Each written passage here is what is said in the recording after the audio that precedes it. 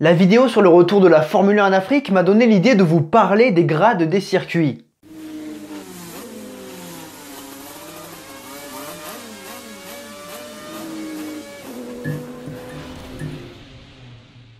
Si au début du sport automobile, les circuits se tenaient sur des routes publiques bordées de paille et d'arbres, la sécurité a beaucoup évolué. Aujourd'hui, il y a beaucoup de normes, que ce soit sur l'équipement des pilotes, la sécurité des voitures ou les infrastructures des circuits. Et toutes ces normes ne s'installent pas en un claquement de doigts. Je me suis tapé beaucoup de réglementations FIA, alors c'est bien qu'on y ait accès, mais c'est très chiant à lire, quand il y a 20 pages sur les barrières ou 147 pages pour le préambule, bref, tout ça c'est chiant.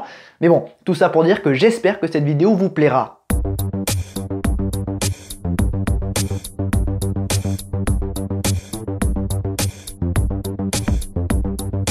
Admettons que vous voulez construire un circuit qui est capable d'accueillir la Formule 1. Alors déjà, bon courage, et au passage, la team Le Circuit recherche des sponsors, mais surtout, vous allez galérer. Alors après, vous pouvez toujours faire un circuit sans être licencié FIA, mais il vous faudra malgré tout des homologations pour vous en servir. Celles-ci seront d'ordre national, par exemple en France avec la FFSA. Bon, de toute façon, les normes nationales s'accordent avec celles de la FIA, c'est juste que vous ne serez pas licencié FIA. C'est plus clair avec un exemple, prenons le circuit de Croix-en-Ternois dans le nord de la France. Son homologation est semblable au grade 3 de la FIA et peut donc accueillir certains types de véhicules, et son homologation FFSA lui permet d'accueillir des courses.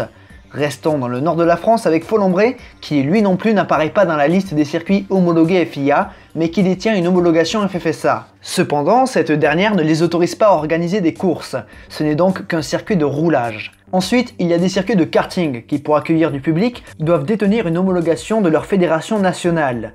Puis, il y a ceux qui détiennent une homologation internationale pour accueillir des manches de championnats continentaux et internationaux. Logique, mais le karting, on ne va pas en parler aujourd'hui, on va rester sur les circuits automobiles. Et plus précisément sur les homologations FIA. Comment ces dernières s'obtiennent ? Alors si un circuit veut accueillir des manches continentales ou internationales et qu'il n'est pas licencié FIA, il devra en faire la demande, comme Pau Arnos qui a accueilli le week-end dernier le WTCR. Pau Arnos a donc fait une demande d'homologation à la FIA et a obtenu le grade 3 requis pour cette catégorie. La FIA contrôle alors tous les éléments de sécurité. Il y a évidemment les barrières, les dégagements, les infrastructures médicales, mais aussi tout ce qui est drainage de l'eau et équipements comme les feux de départ et les panneaux lumineux. Et j'en passe. Tout va être contrôlé et vous vous doutez bien que plus le grade augmente, plus les normes sont strictes. Puis sachez qu'il y a un règlement pour chaque outil, par exemple les barrières. Elles ont des cotes à respecter et sont évidemment testées dans des lieux spécifiques.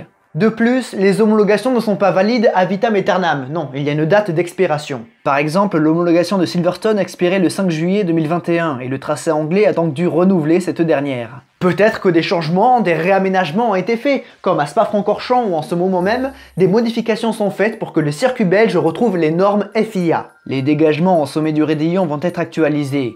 Puis, si certains circuits proposent des layouts différents, chacun d'eux doivent avoir une homologation propre.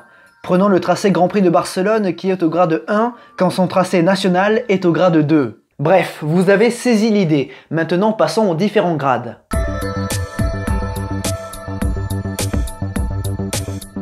C'est le grade d'homologation le plus bas de la FIA et celui-ci est spécial. En gros, ce sont les circuits de rallycross, d'autocross et de glace. 18 circuits sont homologués ainsi. 4 ont le grade 6A, donc pour l'autocross comme Silo en Allemagne, et 14 sont au grade 6R pour le rallycross. L'ensemble des circuits du WRX sont homologués ainsi, Loéac, Estering, Barcelone, etc.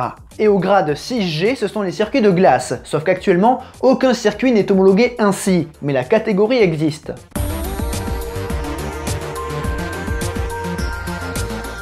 Même chose que pour le 6G, actuellement aucun circuit n'est au grade 5, mais la catégorie existe. Elle est prévue pour des catégories alternatives. J'en sais pas plus, mais bon, rassurez-vous, les grades suivants sont plus précis.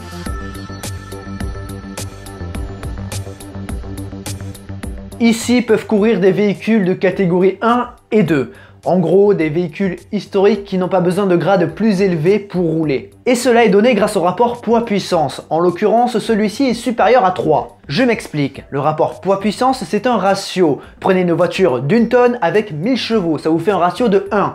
1000 kg divisé par 1000 chevaux, ça fait 1. Donc un ratio de 1, c'est quand même assez violent, mais la Formule 1, c'est en dessous, donc c'est encore plus violent. Voilà pourquoi la F1 ne peut pas rouler à Pembrey au Pays de Galles ou à Goodwood en Angleterre. Deux exemples de circuits au grade 4 parmi les 11 actuels.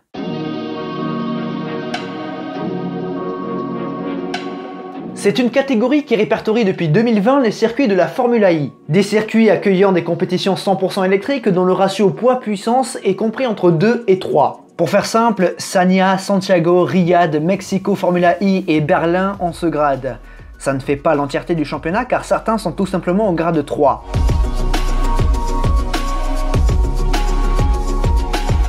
On commence à toucher à quelque chose de plus sérieux. Ces circuits peuvent accueillir des événements de formule de promotion allant jusqu'à la F3, ce qui est déjà pas mal. Mais aussi des voitures de tourisme comme le WTCR, le V8 Supercars ou encore du GT. Bref, le rapport poids-puissance est toujours compris entre 2 et 3. Vous voulez des exemples?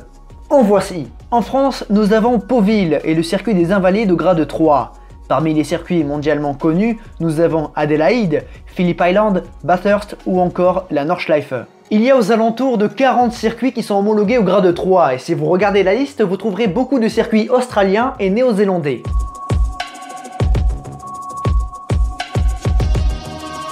On rentre dans du très sérieux et visuellement il n'y a pas beaucoup de différence entre les circuits du grade 2 et du grade 1. Mais les quelques détails qui diffèrent sont très importants. Encore une fois, ça va être jugé sur les barrières, les dégagements, les infrastructures médicales, bref, tout ce dont on a évoqué tout à l'heure. En gros, ça va être encore plus strict, ça doit être irréprochable. Bref, pour le grade 2 sont autorisées des voitures dont le rapport poids-puissance est situé entre 1 et 2. La Formule 2 peut rouler sur ces tracés et si l'IndyCar était régi par la FIA, les voitures américaines seraient admises sur les grades 2.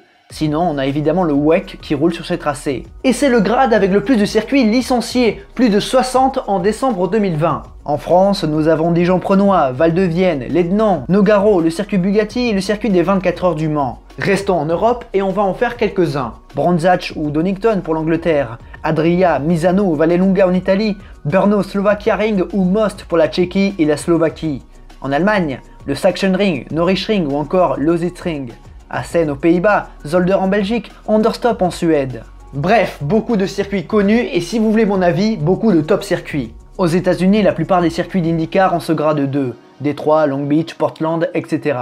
En Amérique du Sud, nous avons Termas de Rio Hondo en Argentine. En Afrique, Marrakech et mon Kyalami adoré. Au Japon, nous avons Motegi, Autopolis, Sugo et Okayama, Aida pour les intimes qui accueillent la Super Formula, Zhuhai qui devait accueillir le premier Grand Prix de Chine de l'histoire. Puis, n'oublions pas le terrible circuit urbain de Macao.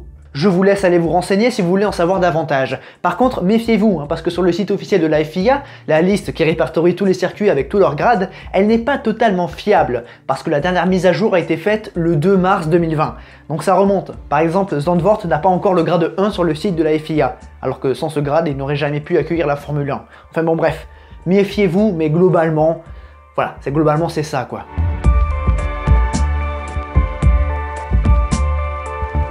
Pas compliqué, ce sont des circuits qui peuvent accueillir par exemple la Formule 1 pour des tests privés. C'était le cas de Portimao avant son introduction au calendrier, ou encore c'est le cas de Fiorano.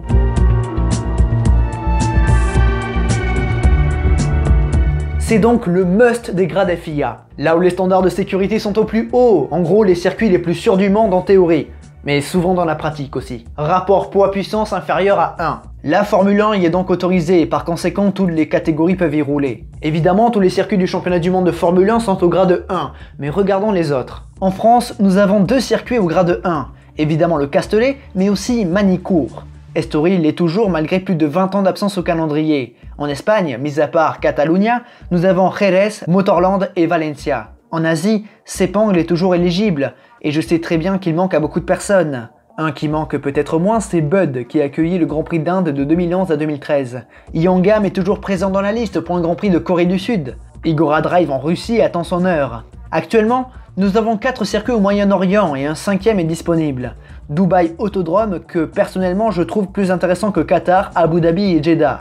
N'oublions pas le Nürburgring et l'Hockenheim qui sont des circuits historiques pour la Formule 1 et qui potentiellement peuvent accueillir le Grand Prix d'Allemagne. Ne nous manque plus que le Kimi-Ring en Finlande qui doit accueillir depuis 2 ans le MotoGP, ainsi qu'un 6e au Moyen-Orient au Koweït, le Koweït Motor Town. Bref, les autres, vous les avez. Cependant, l'un des circuits qui est au grade 1 dispose d'une dérogation. Monaco, parce qu'il est trop court. Et oui, il y a aussi des normes sur la longueur des circuits, ils ne peuvent pas être trop courts ou trop longs. C'est entre autres pour ça que Le Mans est au grade 2 et pas au grade 1. Maintenant, ces grades sont valables pour l'automobile. Pour ce qui est de la moto, les normes vont être un petit peu différentes. Et oui, les besoins ne sont pas les mêmes sur 2 roues que sur 4 roues. Pour ce qui est de la moto, c'est la FIM qui s'occupe de l'homologation des circuits. Pour les différencier, les grades automobiles sont avec des chiffres, par exemple grade 1, et pour la moto avec des lettres, par exemple grade A. Prenons Barcelone qui dispose d'une homologation de la FIA pour le grade 1 et de la FIM pour le grade A. Mais pour ce qui est de la moto, je vous invite à aller voir la vidéo de Ken Piche qui nous parle des homologations FIM. Quant à nous, mesdames et messieurs, nous arrivons à la fin de cette vidéo.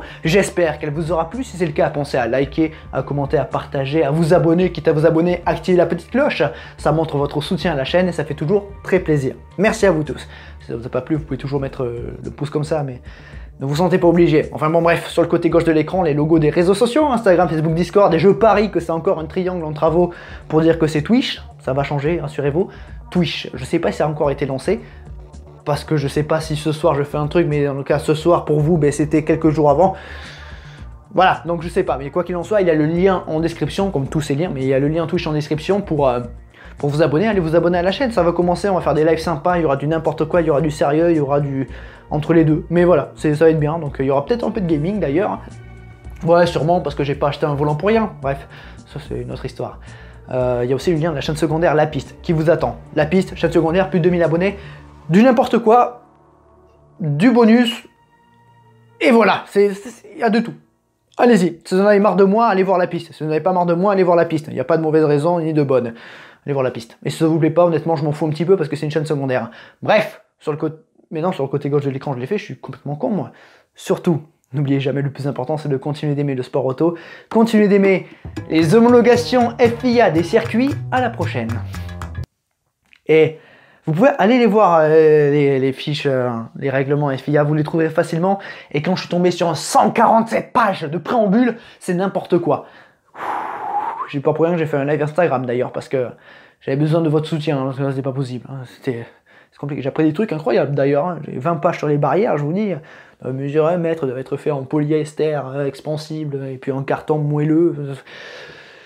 Il y a de tout, c'est très précis. Mais c'est très intéressant, et avantage, heureusement que la FIA est française en partie, en grande partie, est placée à la place de la Concorde à Paris. Donc, ce qui fait que les règlements sont en partie en français et en partie en anglais. Donc ça c'est cool. Ça c'est bien, mais bon. Allez faire un tour si jamais vous voulez en savoir plus, et c'est je trouve que c'est vachement cool qu'on ait un droit de regard là-dessus. Bref, moi, il faut que j'aille chier, du coup je vous laisse, et des bisous.